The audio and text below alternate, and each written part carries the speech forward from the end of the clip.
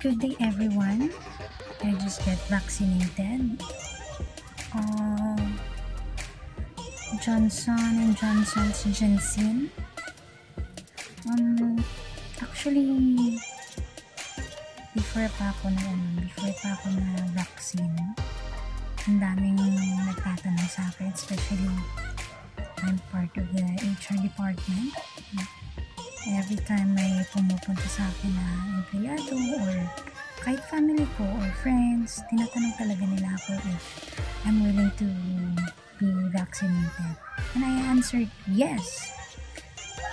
Confidently yes. It's because I don't care sa mga hoax na mga information or may mga sabihin na natin legit pa yan. I believe in saying isang doctor na nagpa-enlighten sa akin, which is there's no scientific for me there's no scientific explanation siguro. It's common sense na lang, or let's say reality. Sabi niya, it's better to have, sabihin natin 10% lang yung effect ng vaccine, 20, 30, kahit hindi pa 100%. And I believe in that. Much better na magkaroon ng vaccine or vaccinated ka kahit at least 50% of the effectivity of that vaccine than zero. It's because virus is invisible, and at the same time ang virus ay naghahanap ng host, which is syempre kung naghahanap ng host yung virus, most likely mapupunta siya sa 0% or hindi vaccinated. Syempre parang iiwasan niya yung may vaccine or na vaccinated. Iiwasan niya yun. Pupunta siya sa 0% na walang proteksyon. Dun siya. Yun yung host na pupuntahan niya. And then, eventually, siguro, after 14 days or paano siya and then, hahanap yan. Magta-transfer from one person to another. And then eventually, doon siya most probably sa 0% na tao pupunta. And sabi niya ba, ma'am, yung mga vaccine is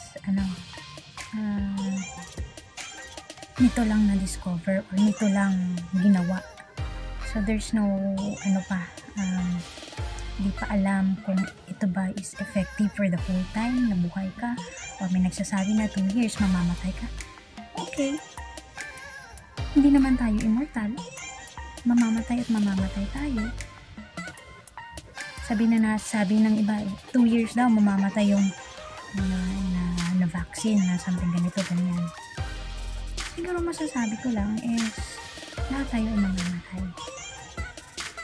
Yung doon is i-prepare mo yung self mo sa Lord na sa Kanya ka mapupunta. Yun lang yung point doon, kasi lahat tayo is mamamatay talaga. Pauna-una lang yan. Meron nga walang hindi nga vaccinated pero namamatay, diba? So why is it you try to protect yourself, your family? Hindi lang naman para sa self natin yung maging vaccinated tayo or may vaccine tayo. Para din proteksyonan yung ating family, especially mga bata, kasi hindi pa sila na-align for the vaccination. Mga 18 years old, so better. I encourage you everyone to be vaccinated. Kahit ano pa yan, huwag kayong pumili ng vaccine.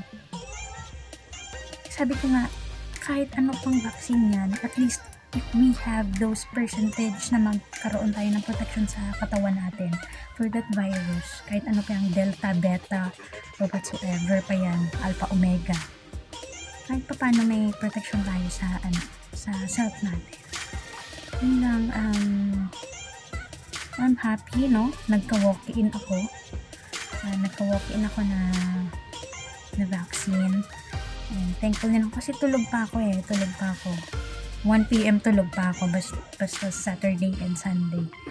So, pumunta lang si Papa and then, ayun, mag-walking ka doon, may number na ako dito. So, go na. Hindi na nga ako nakapag-breakfast. So, again, I'm saying is, I'm encouraging you na magpa-vaccine po. And it's very big chances na na protektado tayo sa virus. And yun nga. And also, pray. Huwag tayo magpa-stress para yung immune system natin kumain ng mga masustansya, vitamins if you can afford. And then, ayun, maging happy lang sa life natin. Life is so short. Live it to the fullest in a positive way. And connect to God. Yung self mo sa Panginoon. Kasi hindi natin alam kung saan tayo pupunta.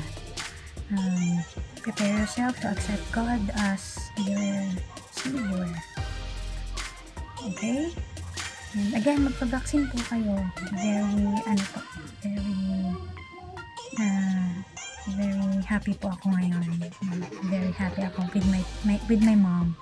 Kasama ko siya. And yun, kahit hindi na kami nakapag-breakfast. Again, I'm encouraging you to be vaccinated. So, yun po. Thank you and God bless.